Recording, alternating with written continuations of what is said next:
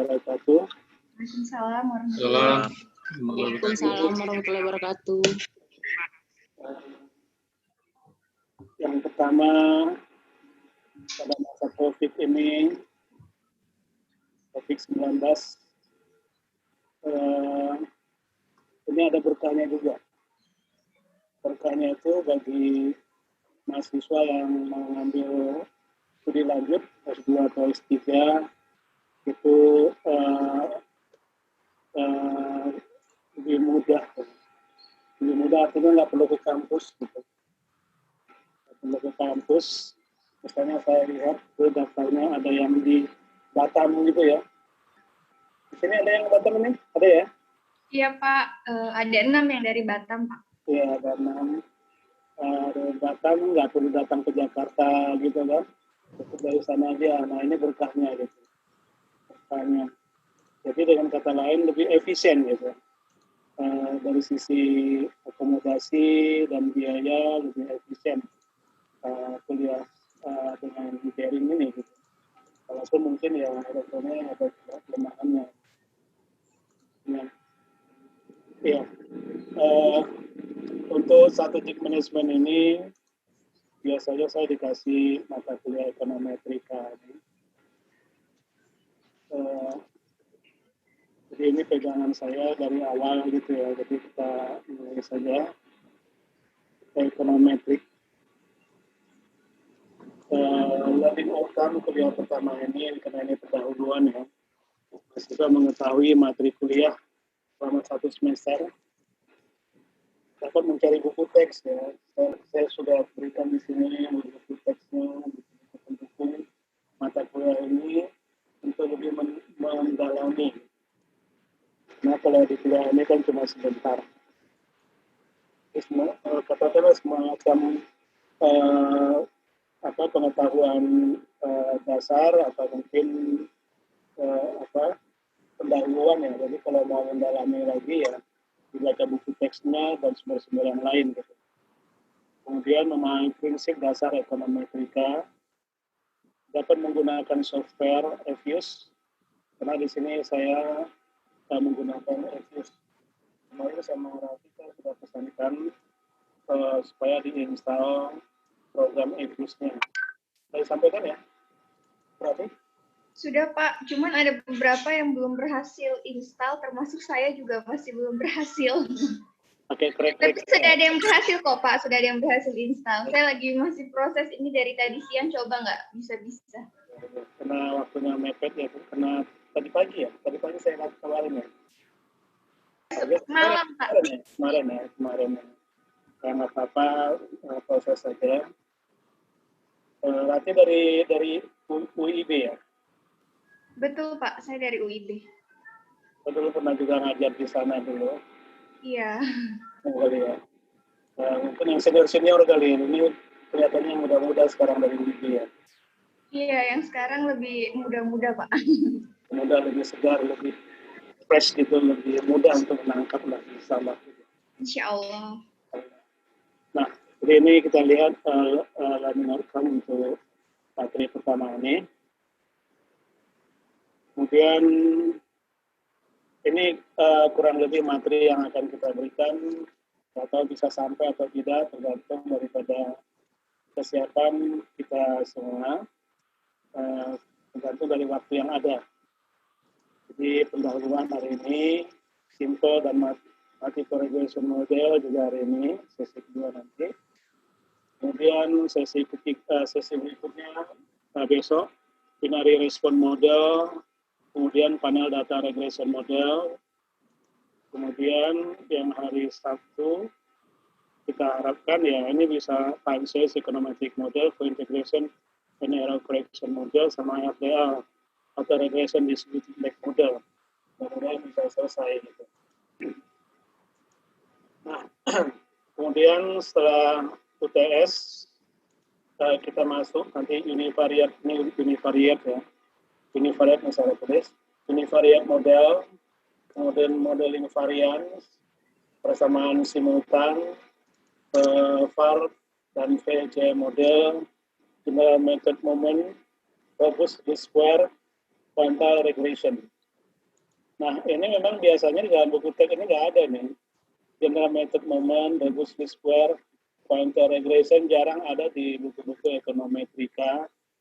Jadi kita coba nanti, tapi di dalam jurnal-jurnal itu sering dipakai gitu loh.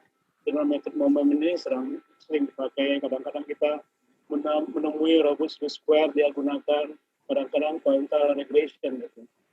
Sebenarnya materinya yang kemarin-kemarin nggak sampai di sini, saya coba untuk masukkan aja. Walaupun kita misalnya nggak bisa maksimal, tapi minimal kita bisa memahami model itu apa gitu. Mudah-mudahan nanti kita bisa praktekkan itu lebih bagus. Nah, jadi ada tambahan 3 model. Ini merupakan materi kuliah yang katakanlah yang cukup banyak ya. Jadi targetnya itu 1 kali pertemuan, 1 materi gitu misalnya. 1 materi.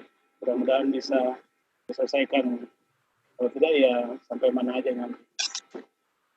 Nah, ini kemudian buku-bukunya yang digunakan di sini ada beberapa yang saya masukin. Ada buku bahasa Indonesia juga ada.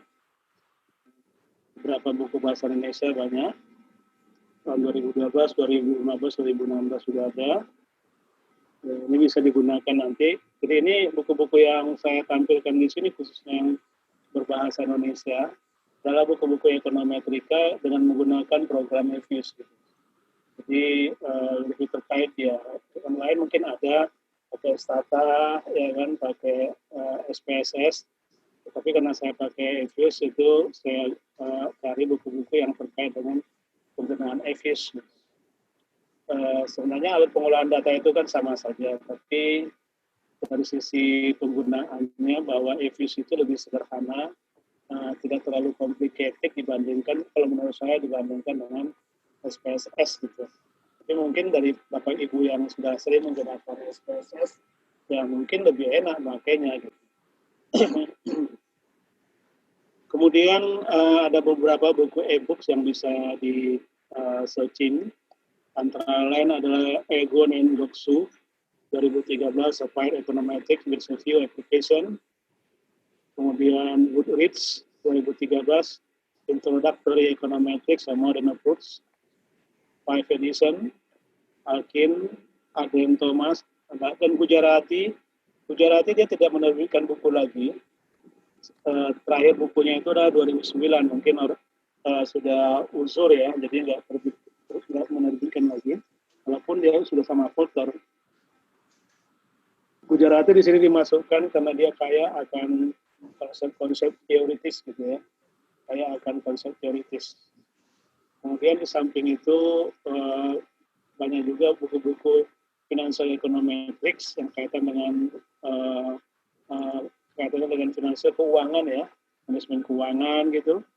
Misalnya ada books Introduction Econometrics for Finance, kemudian Roman Kazan Financial Econometrics, ini bisa nanti di download saja.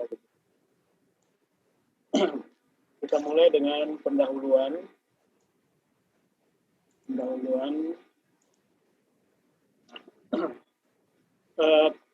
Pertama kita lihat pengertian ekonometrika. Ekonometrika dapat dipandang sebagai integrasi ilmu ekonomi, matematika, dan statistik untuk menyajikan nilai-nilai angka dari parameter hubungan ekonomi dan membuktikan kebenaran teori ekonomi. Ini menurut Kotsoyanis. Ini saya waktu kuliah S2 di UGM pakai ini gitu. Dia mirip-mirip dengan bukunya pada zamannya itu mirip-mirip dengan bukunya Gujarati dia. Jadi sangat kaya juga dengan teori dan konsep gitu. Bukunya agak tebal juga gitu. Kemudian ekonometrika adalah cabang ilmu ekonomi yang menyediakan peralatan untuk mengestimasi besaran hubungan variabel ekonomi. Kemudian Woodridge menyatakan econometrics is based upon the development of statistical method for estimating economic relationship, testing economic theories, and evaluating and implementing government and business policy. Jadi pada dasarnya kalau kita lihat dari definisinya ini, bahwa sesuai dengan namanya ekonometrika, itu dia menggabungkan antara ilmu ekonomi, matematika, dan statistik. Gitu. Kan gabungan dari 3 itu sebenarnya. Jadi dari situ nanti kita bisa melihat hubungan ekonomi ataupun bisnis dari variabel yang kita amati. Gitu. Jadi dengan kata lain dia juga merupakan cabang ilmu ekonomi. Ya kan? Jadi dengan menggabung-gabungkan tadi economics dengan statistik dengan matematik gitu kan. Jadi dia menjadi satu mata kuliah ekonometrika gitu.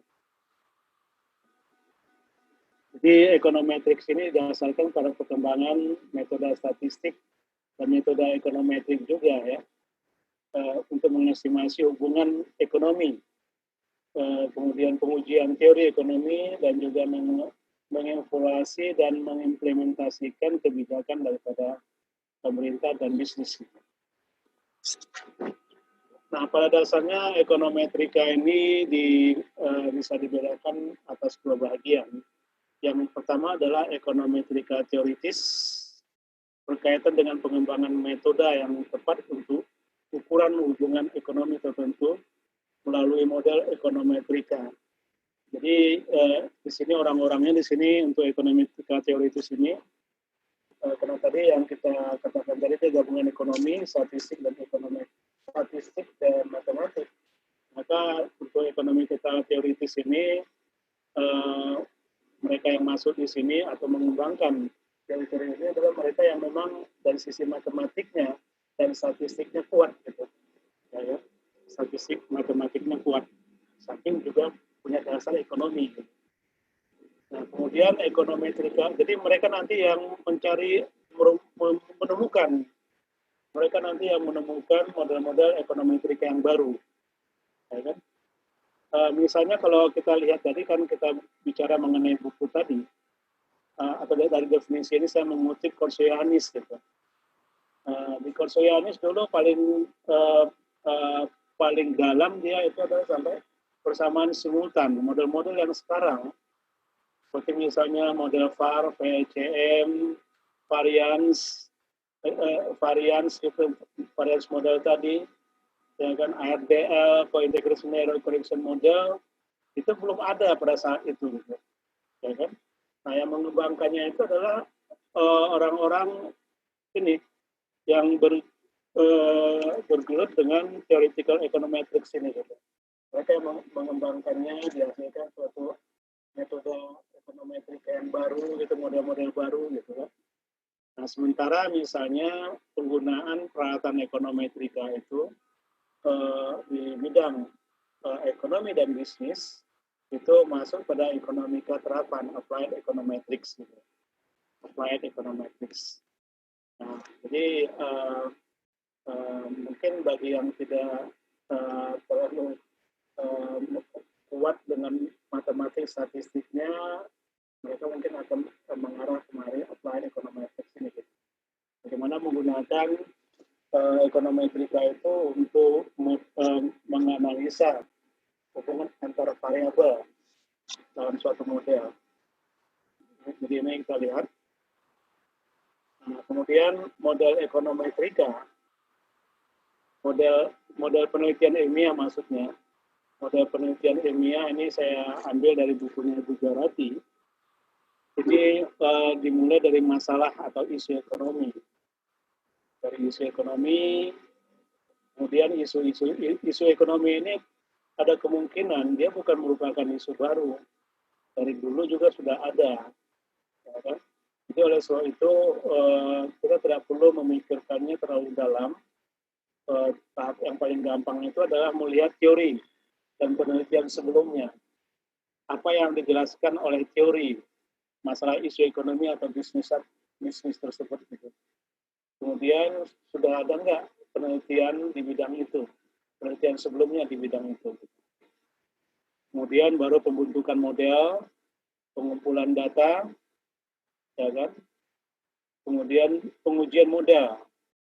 Nah, kalau modelnya ditolak, lihat lagi misalnya ada yang kurang mungkin modelnya nggak tepat, mungkin variabel yang digunakan yang nggak tepat, ya kan?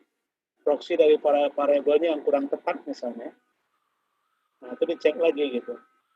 Nah, kemudian nanti akan diperoleh misalnya hasil yang mungkin lebih bagus gitu.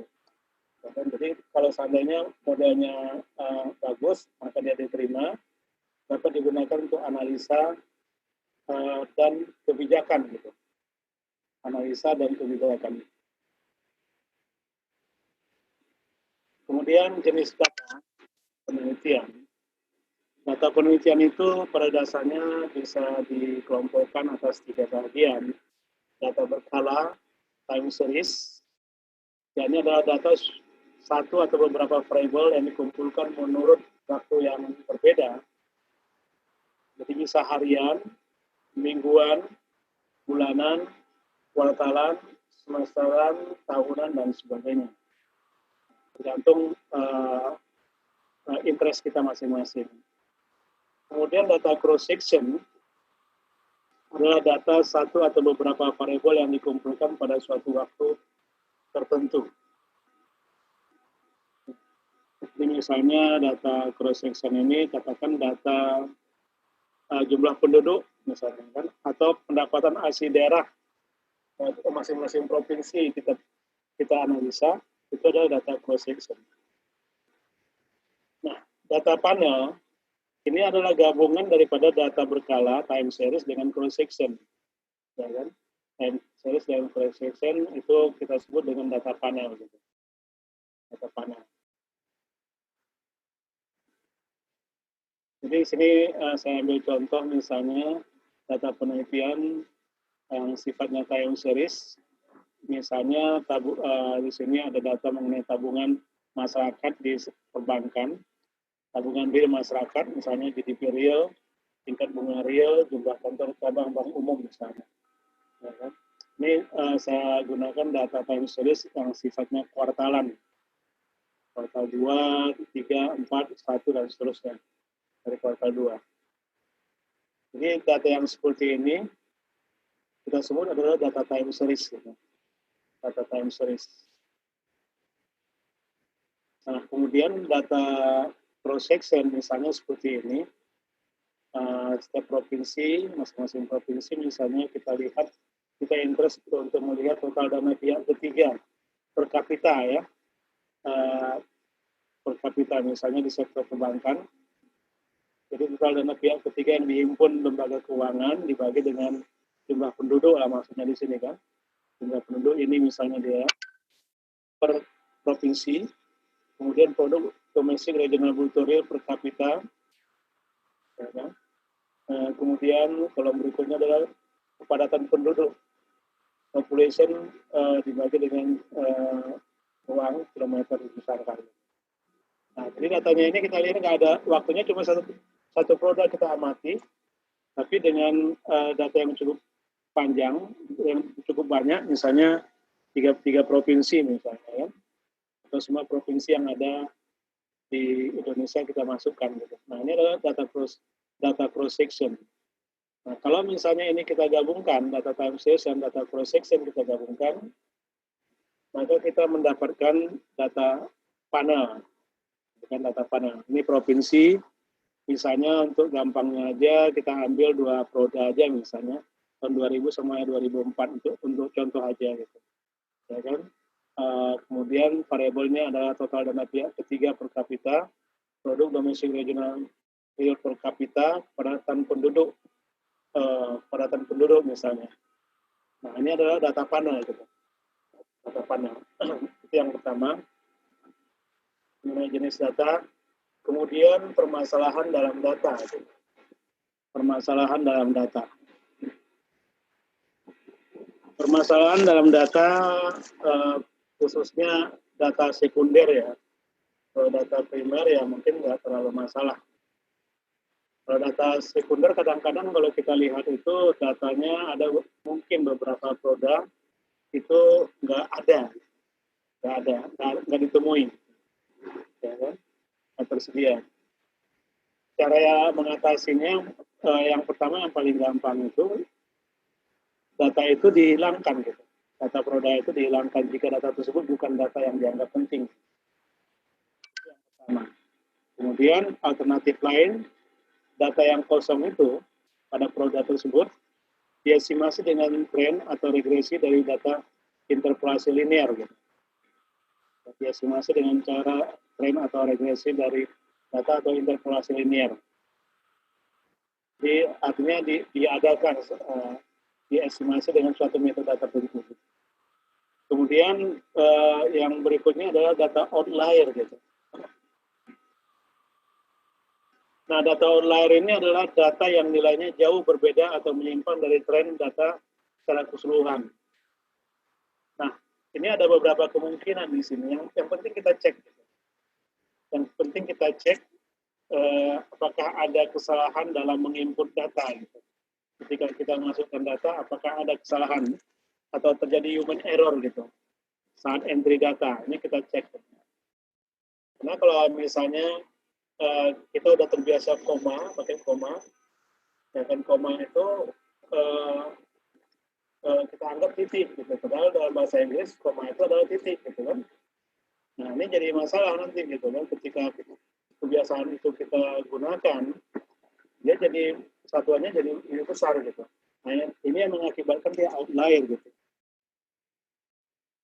Nah kemudian itu yang pertama kita cek. Kemudian yang berikutnya adalah bahwa outlier ini kita bisa hilangkan jika dianggap akan mengacaukan hasil penelitian.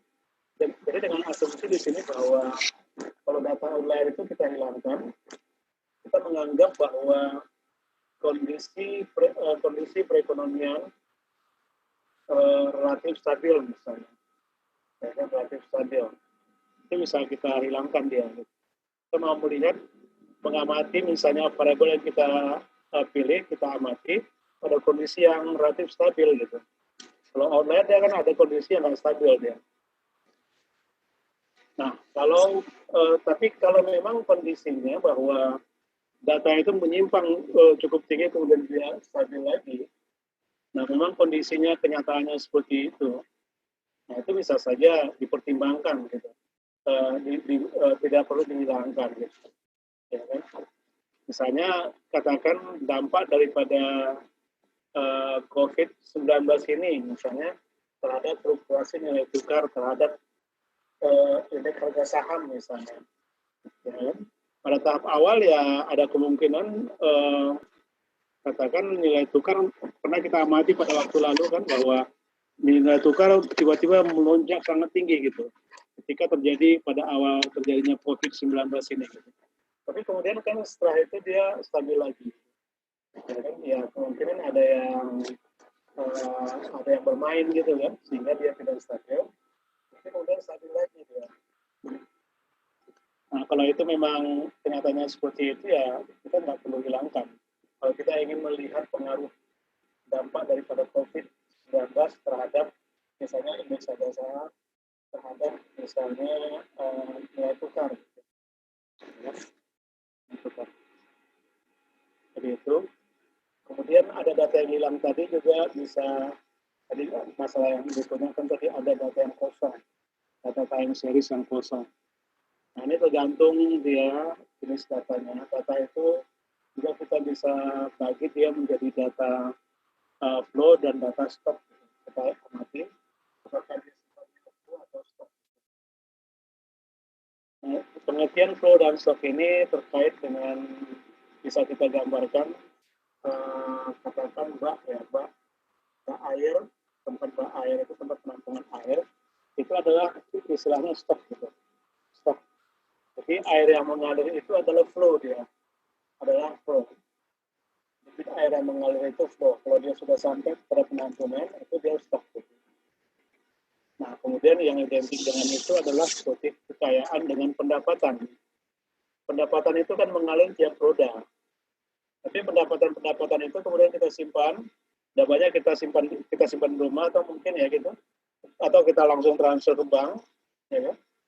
Kemudian udah banyak, mungkin kita belikan rumah, kita belikan aset dan sebagainya. Jadilah dia kekayaan gitu. Jadi kekayaan kita itu dalam bentuk itu gitu. Tapi misalnya pendapatan itu adalah dia konsep flow dia gitu. Konsep flow. Jadi masing-masing ini dia punya rumus yang berbeda untuk melakukan interpolasi. Gitu. Jadi rumus untuk data stoknya ini, misalnya ini saya temukan dulu pada waktu membahas mengenai saya interest pada pendudukan jumlah penduduk. Nah, jumlah penduduk itu kan data stok gitu. Nah, itu ini rumusnya. Ketika misalnya ada data penduduk yang pada suatu periode yang hilang, data tahunannya ada, tapi data kuartalannya nggak lengkap. Misalnya di suatu periode kita bisa gunakan data ini, interpolasi ini untuk mendapatkan data kuartalan di tahun yang hilang tadi. Gitu. Jadi kalau yang ini adalah untuk data kuartalan, untuk data flow gitu, data flow. Jadi ini misalnya ini data flow ini Pak Insukendo ini salah ya, tahunnya itu 1994 nih, saya tidak boleh mengubahnya. Sebetulnya Insukendo. Kemudian yang data stok ini dia dari sumber Barclay gitu. Barclay. Jadi contohnya seperti ini, untuk kita ambil pertama itu contoh untuk data interpolasi volume impor Indonesia tahun 2004, 2005, ya kan? Volume impor Indonesia. Nah, jadi data tahunannya ada, tapi penelitian kita basis datanya itu adalah data kuartalan.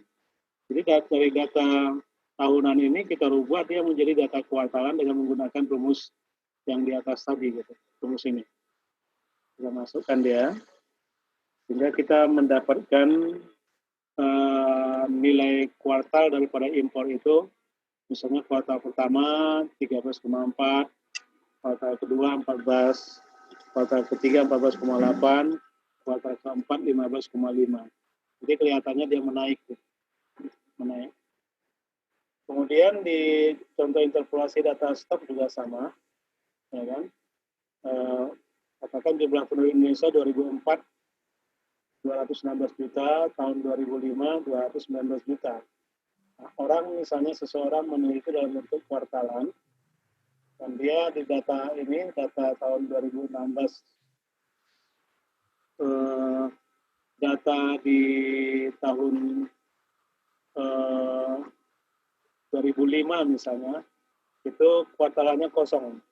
Nah, ini bisa dihitung dengan interpolasi dari konsep stok ini, sehingga bisa didapat misalnya di sini, kuartal pertama 216,75 juta, kuartal kedua 217,5 juta, kuartal ketiga 218,25 juta, kuartal keempat 219 juta. Misalnya. Jadi ini cara alternatif apa ya caranya gitu, cara umum. Pak boleh tanya Pak? Ya, silakan. Ini yang di contoh yang pertama, interpolasi yang pertama tadi. Ya, ini. Ya. Itu angka 4,5, 1,5, 1,5 itu dari mana ya Pak? Maaf, nanti saya mungkin kelewatan. Ini rumusnya di sini. 4,5 dari sini. Jadi dia kan ini dalam 12 bulan dibagi ya. Dibagi seperti ini dia. Dari rumusnya gitu. Kalau di sininya kan dia seperempat karena memang kuartalan. Ya metode yang menghitungnya seperti itu gitu. Dia temukan seperti itu. Datanya dari sini 4,5, 1,5, 1,5, 4,5. Jadi yang kita masukkan angkanya cuma ini aja YT-1 gitu. YT itu kan datanya yang di sini kan. YT 57,7. YT-1-nya 46,5 gitu. Seperti itu. Jadi 4,5 ini udah dari rumus gitu. Udah? Prof, mau tanya Prof. Terus bedanya apa memakai interpolasi data flow dan interpolasi data stok? Sekali lagi saya kurang jelas. di mana kita boleh milih salah satu dari dua rumusan tersebut, Prof. Nah, di sini kita harus memahami konsep data flow dan konsep data stock. Jadi tergantung pada variabel itu masuk konsep stock atau konsep flow gitu. Jadi seperti ini kan jumlah penduduk itu kan dia akumulasi gitu kan. Kalau akumulasi itu dia konsep stok gitu. Kalau misalnya dia tiap tahun bertambah gitu, ya kan, tiap tahun bertambah itu adalah konsep flow gitu. Ya, sebenarnya itu saja gitu. Tapi kan kalau maaf Prof, kalau penduduk Indonesia kan juga tiap tahun bertambah. Saya Kalau bisa yang kita gunakan itu flow dia. Tapi kalau misalnya kita yang biasanya yang diketahui itu di dalam data itu adalah stoknya gitu. Misalnya kalau kita lihat sensus penduduk itu kan yang dihitung stok gitu, bukan tambahannya. Ya, seperti itu. Gitu. Kalau misalnya pendapatan kita per bulan itu adalah konsep flow dia mengalir. Gitu. Tapi kalau kekayaan kita itu adalah konsep stok gitu. Konsep stok. Kira-kira seperti itu. Jadi intinya di sini bahwa kita mau pakai interpolasi yang mana tergantung pada jenis datanya. Kalau datanya data stok, ya kita gunakan Barclay, rumus Barclay. Datanya itu bersifat flow, kita gunakan model Insukindo ini gitu. Prof, kalau boleh tanya, kalau contohnya supaya memastikan pengertian saya tepat. Kalau saya menganalisa indeks saham IHSG, apakah itu data stok atau data flow selama 12 bulan misalnya? Indeks harga saham. Mungkin Bapak yang lebih tahu itu dia indeks harga saham ini dia bukan tambahan kan ya? Bukan, let's say IHSG tiap akhir bulan selama 12 bulan, selama masa pandemi misalnya. Iya. Kan saya kumpulkan angka-angka indeks gitu kan. Kelihatannya di kira-kira berarti angka itu kelihatannya dia adalah data stok dia gitu kalau seperti itu. Sama seperti misalnya ini jumlah uang beredar itu ya. Jumlah uang beredar itu adalah konsep stok dia. Konsep stok ya, Prof. Oke, supaya saya lebih bisa mengerti perbedaan flow sama data stok sih, Prof. Jumlah uang beredar ini biasanya dia konsep stok gitu. Terima kasih, Prof. Iya, kemudian berikutnya transformasi data. Pada penelitian, ada kalanya kita melakukan transformasi data untuk bisa melakukan analisa terhadap variabel yang kita amati. Misalnya katakan jenjang pendidikan gitu. Data kuantitatif jenjang pendidikan. Jenjang pendidikan ini kan bisa kita kasih levelnya dari tidak tamat SD, kemudian tamat SMA dan sebagainya, tergantung bagaimana kita ingin buat levelnya, sampai misalnya perguruan tinggi. Gitu. Itu kita bisa kasih dikuantitatifkan seperti itu. Kemudian juga jenis kelamin, dan pria dan wanita misalnya. Pria dikasih angka 1, wanita diberi angka 0. Kadang ini wanita protes juga, kok dikasih 0 gitu. Ini kok kasih 1 gitu. Karena anggapannya bahwa pria itu lebih secara umum dia lebih produktif dibandingkan dengan wanita.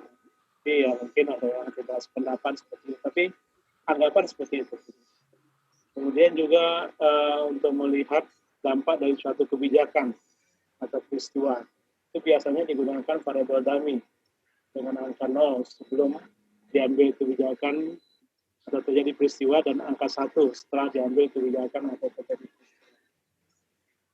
Jadi kita bisa menggunakan dummy variabel. Jadi misalnya kita ingin melihat dampak daripada COVID-19 terhadap kemiskinan. Gitu. Ya, kan? Kita misalnya kita bisa gunakan misalnya dari misalnya katakan data bulanan atau data kuartalan, kita bisa kasih angka 1 pada tahun misalnya dari Maret ya, Maret sampai sekarang angka 1, sebelumnya 0 gitu untuk melihat pengaruh COVID. Itu kan peristiwa ya, peristiwa. Nah, seperti itu. Ini misalnya dari kualitatif menjadi kuantitatif, kemudian transformasi data. Gitu. Ada kalanya nanti dalam data kita perlu melakukan transformasi data dari bentuk asal ke dalam misalnya dalam bentuk logaritma atau ke dalam bentuk persen gitu ya, persen. Misalnya katakan tadi Bapak bicara mengenai indeks harga saham. Kalau orang misalnya menganalisa return saham, nah dia akan dinyatakan dalam bentuk persentase gitu ya, persentase pertumbuhan daripada indeks harga saham tadi. Gitu. Itu kan sudah dalam bentuk transformasi data, transformasi dari data asal indeks harga saham gabungan menjadi return saham. Atau misalnya kalau orang mau meneliti mengenai pertumbuhan ekonomi misalnya, pertumbuhan ekonomi biasanya juga itu digunakan logaritma, dilogaritmakan, gitu. Kan? Karena logaritma itu nanti penafsirannya lebih gampang dan juga dengan adanya pengujian uji rasionalitas itu biasanya lebih bagus hasilnya. Nah ini misalnya perlu transformasi data dari data asal, mungkin dalam bentuk persen, mungkin dalam bentuk perubahan, mungkin dalam bentuk log gitu, tergantung. Kemudian dari data nominal atau real, menggunakan data nominal atau real. Data yang digunakan dalam penelitian harus memiliki sifat yang sama, itu sebaiknya seperti itu. Gitu. Jika penelitian menggunakan data real, maka seluruh data nominal harus diubah menjadi data real dengan cara mendeflasikannya dengan indeks harga. Indeks harga yang digunakan untuk mendeflasikan dapat digunakan deflator GDP dan indeks harga konsumen, ya kan. Ini itu GDP dan komponennya pendeflasiannya menggunakan data deflator GDP. Misalnya komponen GDP itu kan ada konsumsi, investasi, pengeluaran pemerintah, ekspor dan impor kan kalau dalam analisa makroekonomi kan. Nah, jadi kalau mau menggunakan misalnya konsumsi real, konsumsi itu kita deflasikan dengan menggunakan deflator GDP, ya kan? Tapi kalau misalnya pengeluaran rumah tangga, itu kan bukan komponen daripada jadi pengeluaran rumah tangga, komponen GDP, nah itu kita deflasikan dia dengan indeks harga konsumen. Nah, jadi contoh pendeflasian, misalnya pendeflasian uang beredar. Nah, bisa juga di sini kita mau mengetahui misalnya pendapatan real kita secara individu, sama juga. Ini kan secara makro ya. Secara mikro kita bisa gunakan pendeflasian ini untuk mengukur pendapatan real kita. Jadi di sini yang perlu diperhatikan di sini adalah kadang kalau kita menggunakan indeks harga konsumen, dia kan ada tahun dasarnya. Tahun dasar ini kan berubah misalnya setelah beberapa produk. Jadi misalnya ini kan tahun dasarnya ada tahun 1996, kemudian ada tahun 2002 gitu. Ya kan, jadi udah berapa tahun kemudian dia baru berubah. Ya kan 6 tahun kemudian misalnya kan. 6 tahun kemudian. Nah, jadi oleh sebab itu kalau di sini kita perlu menyamakan tahun dasarnya.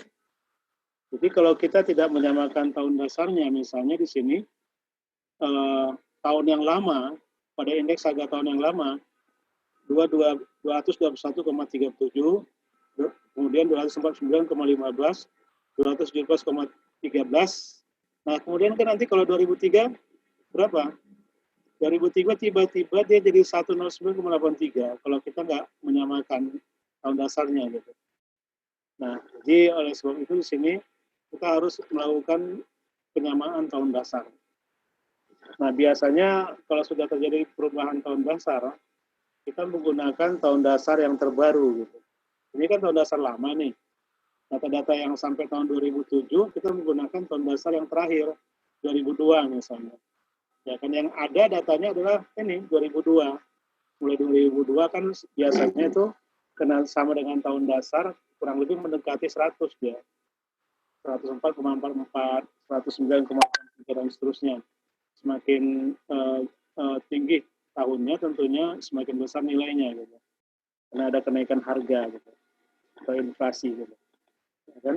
Nah, ini misalnya di sini ini kosong, awalnya kosong ini yang kita coba untuk isi dengan informasi dari data indeks harga konsumen sebelumnya di sini gitu. Dengan tahun dasar 96. Di bawah ini kalau nggak salah ada saya kasih contohnya, contoh menghitungnya. Ya kan? Nanti bisa dilihat di sini contohnya.